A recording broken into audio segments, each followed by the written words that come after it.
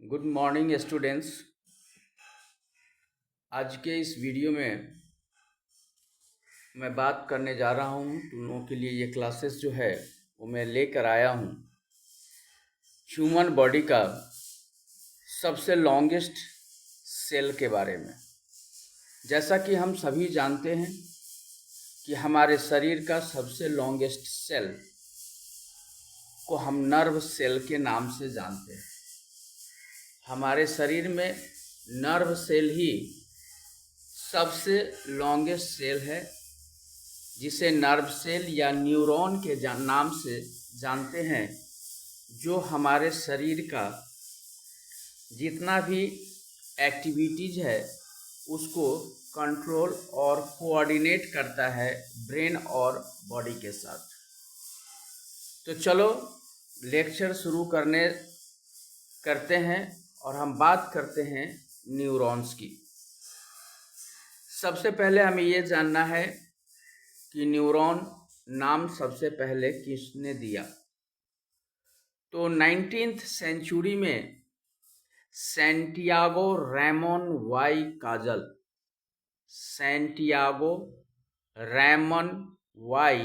काजल उन्होंने सर्वप्रथम इस सेल को न्यूरॉन का नाम दिया। साथ ही साथ इनकी मदद की एक और साइंटिस्ट ने, जिनका नाम कैमिलो गोल्गी, और इसी मदद और सहयोग के कारण दोनों साइंटिस्ट को ज्वाइंटली 1906 यानी कि 1906 ईस्वी में नोबेल प्राइज से सम्मानित किया गया। अब आ जाओ बात करते हैं न्यूरॉन के बारे में। तो neuron are main components of nervous tissue in all animals. पूरे के पूरे एनिमल्स में न्यूरॉन मेन कंपोनेंट्स है, सारे के सारे एनिमल्स में, एक्सेप्ट स्पॉन्जेस एंड प्लैकोजोआंस। ये दो एनिमल को छोड़ दें, प्लांट्स को छोड़ दें एंड फंगी को छोड़ दें। तो यानी कि हम किसको किसको छोड़ दें? प्लांट्स को छोड़ दें, फंगाई को छोड़ दें, स्पॉन्जेस को छोड़ दें एंड प्लैकोजोआंस को छोड़ दें। इसके अलावा जितने भी ऑर्गेनिज्म हैं एनिमल्स में, वो सारे के सारे के अंदर नर्वस टिश्यू पाए जाते हैं। ये अलग बात है कि किसी का काफ़ी डेवलप्ड होता है, किसी का उतना डेवलप नहीं होता है। जैसे ह्यूमन बॉडी में ये काफ़ी डेवलप्ड होता है। इसमें नर्व सेल में जितने भी सेल के अंदर ऑर्गेनिल्स पाए जाते हैं, वो सारे के सारे ऑर्गेनिल्स नर्व सेल के अंदर भी पाए जाते हैं।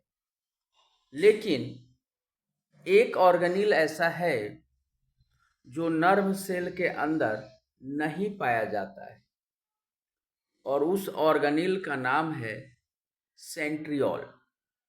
जैसा कि तुम लोग जानते हो और पढ़े भी हो कि सेंट्रियोल का फंक्शन होता है सेल का डिवीजन करना, सेल को डिवाइड करना, माने कि न्यू सेल बनाना। लेकिन नर्व सेल में ये नहीं पाया जाता है, क्योंकि नर्व सेल में बहुत कम, 9 के बराबर सेल डिवीजन होता है। यानी कि regeneration of cell nerve cell में 9 के बराबर होता है। इसीलिए नर्व सेल में सेंट्रियोल नहीं पाया जाता है। जैसे अगर हम मान लें कि हमारे ब्रेन के अंदर जो नर्व सेल हैं, जो न्यूरॉन्स हैं, वहाँ पे सेल डिवीजन होता ही नहीं। इसीलिए ब्रेन को लोग ज़्यादा से ज़्यादा प्रोटेक्शन देते हैं, ताकि अगर ब्रेन सेल डैमेज हुआ तो वहाँ पे रीजेनरेशन ऑफ द सेल नहीं होता है। इसलिए ब्रेन डैमेज हो सकता है, इसीलिए ब्रेन को ज़्यादा हिफाजत से रखने की बात की जाती है। जब भी हम बाइक वगैरह चलाते हैं तो फॉर एक्स्ट्रा प्रोटेक्शन हमको हेलमेट पहन के चलना चाहिए। हेलमेट पहनकर हम चलते हैं ताकि हम अपने ब्रेन को बचाकर रख सकें। अब आ जाओ नर्व सेल के बारे में बात करें तो जैसा ये सेल है, लेकिन इसका जो स्ट्रक्चर है ये थोड़ा लॉन्ग में है, लंबाई में है। यानी कि नर्व सेल का जो स्ट्रक्चर है वो इस तरह से। आज तक हम लोगों ने दूसरे डिजाइन का सेल स्ट्रक्चर देखा, बट नर्व सेल हमेशा लंबाई में होता है। नर्व सेल के ऊपर एक सेल बॉडी होता है। क्या होता है? एक सेल बॉडी होता है, और सेल बॉडी से ही अटैच्ड बहुत सारे एंटीना टाइप का स्ट्रक्चर होता है। बहुत सारे एंटीना टाइप का, फाइब्रस टाइप का निकला हुआ होता है, जिसे हम डेंड्राइट के नाम से जानते हैं। यानी कि सेल बॉडी से अटैच जो finger like projection antenna type का होता है उसे हम डेंड्राइट कहते हैं, डेंड्राइट के नाम से जानते हैं। सेल बॉडी के अंदर साइटोप्लाज्म होता है और उसके अंदर न्यूक्लियस होता है। तो सेल बॉडी के अंदर क्या हो गया? न्यूक्लियस हो गया, और जितने सारे सेल ऑर्गेनेल्स होते हैं वो सारे के सारे सेल ऑर्गेनेल्स उस सेल बॉडी के अंदर होते हैं। यही डेंड्राइट वन साइड से लॉन्ग हो जाता है, लंबा हो जाता है। इस तरह से एक साइड पे गोल ऐसे है, यहाँ पे डेंड्राइट लगा हुआ, और एक साइड से ऐसे लंबा हो गया। इसी जो डेंड्राइट का वह पार्ट जो लंबा हो गया, उसी पार्ट को हम एक्सॉन कहते हैं। यह एक्सॉन जो होता है उसके ऊपर एक कवर होता है, एक लिपिड का लेयर, प्रोटीन और लिपिड का लेयर होता है, जिसे हम माइलिन शीथ के नाम से जानते हैं। यानी कि इसके ऊपर एक लेयर है जिसे हम माइलिन शीथ कहते हैं। जैसे मान लो कि कोई इलेक्ट्रिक वायर है, और उसके इलेक्ट्रिक वायर में देखते हो कि अंदर कॉपर का तार दौड़ता है, और उसके ऊपर प्लास्टिक की कवर लगी होती है। तो प्लास्टिक की कवर इसलिए लगी होती है ताकि उसमें जो प्रवाहित करंट हो रहा है वह करंट इधर उधर ना जाए, इसलिए उसके ऊपर वो प्लास्टिक की कवर होती है। तो तुम एक्सॉन में भी यही मान के चल सकते हो कि जो इलेक्ट्रिकल इम्पल्सेस जो एक्सॉन के द्वारा फ्लो करते हैं वो इधर उधर ना हो, इसके लिए इसके ऊपर माइलिन शीथ का कवर होता है, ताकि जो इम्पल्सेस है, जो मैसेज है, वो इधर उधर ट्रांसफर ना हो सके। साथ ही साथ एक्सॉन के अंदर, ये मैं बाद में बात कर, एक्सॉन के अंदर नोड ऑफ रेनवियर होते हैं, और साथ ही साथ स्वान सेल भी होते हैं। तो इसके बारे में हम कुछ देर में आगे चलकर बात करेंगे। सबसे पहले हम मैसेज को रिसीव करते हैं। तो जितने भी हमारे बॉडी में सेल्स हैं, जितने भी सेल्स हैं, ट्रिलियंस और बिलियन ट्रिलियन जितने भी सेल्स हैं, हर सेल के ऊपर एक नर्व सेल अटैच्ड होता है, और ये नर्व सेल का जो डेंड्राइट होता है वह किसी भी इंफॉर्मेशन को कलेक्ट करता है। डेंड्राइट किसी भी इंफॉर्मेशन, चाहे आपको चोट लगे, चाहे आपको कुछ भी हो, चाहे आपने कोई चीज देखा, चाहे कोई चीज सुना या टेस्ट लिया, कुछ भी किया, या कांटा चुभ गया, मच्छर काट लिया, चींटी काट लिया, किसी ने मार दिया, सब कुछ जितना भी इंफॉर्मेशन होता है वो सारा का सारा इंफॉर्मेशन डेंड्राइट कलेक्ट करता है। डेंड्राइट उस मैसेज को कलेक्ट करके सेल बॉडी को ट्रांसफर करता है। मैसेज डेंड्राइट से कहाँ आ गया, सेल बॉडी के अंदर आ गया। सेल बॉडी के और जो पार्ट, सेल बॉडी का वह पार्ट जो डेंड्राइट के जैसा लंबा हो गया, जो आगे चलकर एक्सोन हो गया, वहां पे सेल बॉडी और एक्सोन का जो ज्वाइंट होता है, यानी कि ये सेल बॉडी और ये एक्सोन का जो ज्वाइंट होगा, वहां पे एक सोलो पार्ट होता है, फूला हुआ पार्ट होता है जिसे हम एक्सोन हाइलॉक कहते हैं। एक्सोन हाइलॉक कहते हैं। यह एक्सोन हाइलॉक का काम है, यह कोन शेप्ड का होता है, कोन शेप का, तिकोना शेप का होता है। ये कंट्रोल करता है कि सेल बॉडी से जो मैसेज निकला है, यानी कि सेल बॉडी से जो मैसेज निकला है, वह मैसेज सबसे पहले कहाँ जाएगा, ये डिसाइड करता है एक्सोन हाइलॉक। कौन डिसाइड करेगा, एक्सोन हाइलॉक। यह डिसाइड करेगा कि डेंड्राइट ने जो मैसेज सेल बॉडी को दिया है और सेल बॉडी उसको एक्सोन को जो ट्रांसफर कर रहा है, तो एक्सोन उसे सबसे पहले कहाँ लेकर जाएगा, इसका डिसीजन एक्सोन हाइलॉक करता है। समझ में आ गया। उसके बाद जो एक्सोन है, बीच बीच में यहाँ पे जैसे ये एक्सोन हो गया, तो बीच में यहाँ पे फिर यहाँ पे एक ज्वाइंट होता है, और वो ज्वाइंट एक नोड्स के सहारे होते हैं, ज्वाइंट एक नोड्स के सहारे होते हैं, और उसी नोड्स को हम नोड्स ऑफ रेनवियर कहते हैं। उसी नोड्स को हम क्या कहते हैं, नोड्स ऑफ रेनवियर। ठीक है। अब उसके द्वारा जो इम्पल्स ट्रांसमिट होता है, उसके द्वारा जो इम्पल्स ट्रांसमिट होता है, किसके द्वारा, नोड ऑफ रेनवियर के द्वारा। कहाँ ट्रांसमिट होगा, तो एक नोड यहाँ है, एक नोड यहाँ है, एक नोड यहाँ है, तो one node to another node, one node to another node, तो one node to another node impulse का जो ट्रांसमिशन होता है थ्रू अ प्रोसेस, और इस प्रोसेस को साल्टेटरी कंडक्शन कहते हैं। साल्टेटरी कंडक्शन कहते हैं, यानी कि नोड ऑफ रेनवियर में जो इम्पल्सेस का from one node to another node message impulses का जो ट्रांसमिशन होता है, उस ट्रांसमिशन के प्रोसेस को साल्टेटरी कंडक्शन कहते हैं। साल्टेटरी कंडक्शन कहते हैं। क्लियर। अब क्या है कि इसमें बीच बीच में स्वान सेल होते हैं, बीच बीच में एक्सोन के अंदर स्वान सेल होते हैं।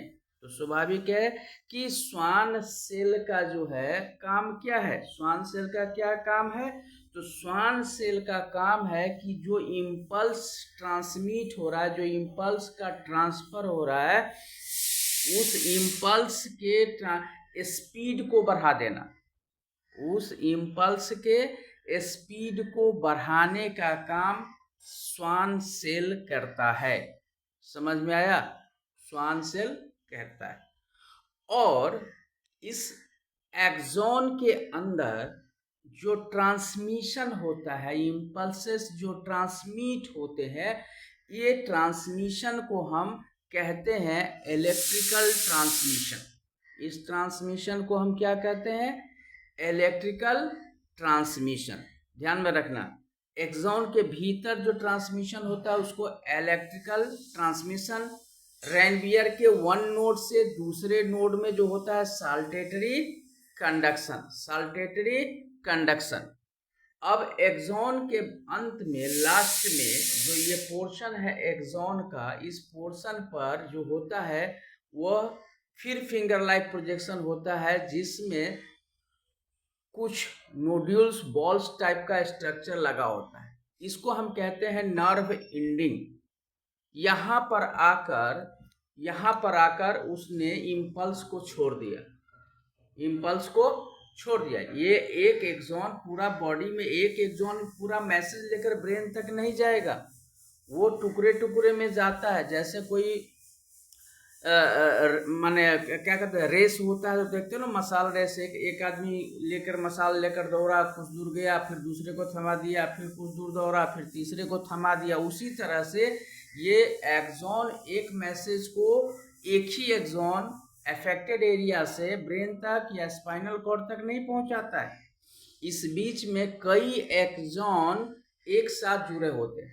तो the gap between two axon, the gap between, तो इस तरह से होता है। यहाँ पे क्या हुआ, एक्सॉन यानी कि नर्व एंडिंग, एक्सॉन एंडिंग, जिसको नर्व टर्मिनल या एक्सॉन टर्मिनल भी कहते हैं वहाँ।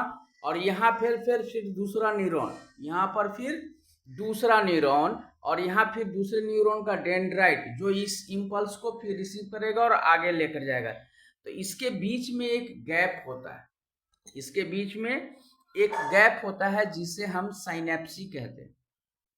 क्या कहते हैं? साइनेप्सी कहते हैं। The gap between two neuron, the gap between two neuron is called synapse. दो न्यूरॉन के बीच में पाए जाने वाले स्पेस को हम साइनेप्सी कहते हैं। और उस साइनेप्सी के अंदर जो इम्पल्सेस का ट्रांसमिशन होता है from one nerve ending to next dendrite, उसको हम कहते हैं केमिकल ट्रांसमिशन। यानी कि नर्व इंड, यानी एक न्यूरॉन का, एक एक्सॉन का जो इंड है और दूसरे एक्सॉन का जो शुरुआत है, उस बीच में जो गैप है उसमें एक केमिकल भरा होता है जिसे हम NaCl केमिकल कहते हैं, सोडियम क्लोराइड। तो उसमें वह केमिकल इम्पल्स आगे जाता है, इसीलिए इसको हम केमिकल ट्रांसमिशन कहते हैं। इस तरह से ये इम्पल्स आगे बढ़ते बढ़ते ब्रेन तक जाता है और ब्रेन से फिर मैसेज और कमांड या ऑर्डर लेकर फिर अफेक्टेड एरिया तक आता है। समझ में आ गया? तो इस पूरे ट्रांसमिशन को, जैसे एक हो गया इलेक्ट्रिकल ट्रांसमिशन, दूसरा हो गया केमिकल ट्रांसमिशन। तो अगर दोनों ट्रांसमिशन को मिलाकर अगर कहा जाए कि एक नाम दीजिए, तो इसको हम कहेंगे इलेक्ट्रोकेमिकल ट्रांसमिशन, इलेक्ट्रोकेमिकल ट्रांसमिशन। दूसरी चीज, एक हो गया इलेक्ट्रिकल सिग्नल, दूसरा हो गया केमिकल सिग्नल। यानी कि एक्सॉन के अंदर हो गया इलेक्ट्रिकल सिग्नल और साइनेप्सी के अंदर हो गया केमिकल सिग्नल। तो दोनों सिग्नल, यानी कि हमारे बॉडी में जो एक्सॉन का जो मैसेज इम्पल्सेस का आदान प्रदान होता है वह किस सिग्नल के द्वारा होता है। अगर ऐसा कोई क्वेश्चन आता है कि किस सिग्नल के द्वारा होता है, तो उसको हम कह सकते हैं कि यह जो सिग्नल होता है उसे हम इलेक्ट्रोकेमिकल सिग्नल कहते हैं। यानी कि transmit through electrical and chemical signal is called electrochemical signal. और जो मैसेज को ट्रांसमिट करता है न्यूरॉन के द्वारा, न्यूरॉन के द्वारा जो मैसेज ट्रांसमिट होता है, ट्रांसफर होता है, तो उसको हम कहेंगे न्यूरो ट्रांसमीटर्स। यानी कि मैसेज किसके द्वारा जा रहा है, तो न्यूरो ट्रांसमीटर के द्वारा यह मैसेज जो है साइनेप्टिक क्लेफ्ट के पास जा रहा है। यानी कि transmit signals from one neuron to another neuron, that. और ये सब कुछ होता कहाँ पे है, उसी को, जैसे कि एक नर्व एंडिंग और दूसरा एक नर्व, जैसे एक नर्व एंडिंग और दूसरा नर्व का स्टार्ट, ये जो होता है इसी को हम साइनेप्टिक टर्मिनल भी कहते हैं। नर्व एंडिंग वही जो साइनेप्स का जो है उसी को हम साइनेप्टिक टर्मिनल भी कहते हैं। समझ में गया? या एक्सॉन का जंक्शन भी कहते हैं, जंक्शन ऑफ एक्सॉन। जंक्शन किसको कहते हैं? जहाँ पे दो ट्रेन, तीन ट्रेन डिफरेंट रूट से आकर एक जगह पे मिलता हो, उसे हम जंक्शन कहते हैं। तो इसे ही हम जंक्शन कहते हैं, एक्सॉन जंक्शन कहते हैं, साइनेप्टिक टर्मिनल भी कहते हैं, एक्सॉन टर्मिनल भी कहते हैं। तो आज के वीडियो में मैं इतना ही। नेक्स्ट लेक्चर में इससे आगे, क्योंकि एक वीडियो में बहुत लंबा हो जाता है और उतना तुम लोगों के पास टाइम भी नहीं होता है पूरा देखने का, तो एक्सॉन के बारे में आगे जो है ब्रेन तक कैसे जाता है, नर्वस सिस्टम कैसे काम करता है, तो आगे हम नर्वस सिस्टम के बारे में बात करेंगे।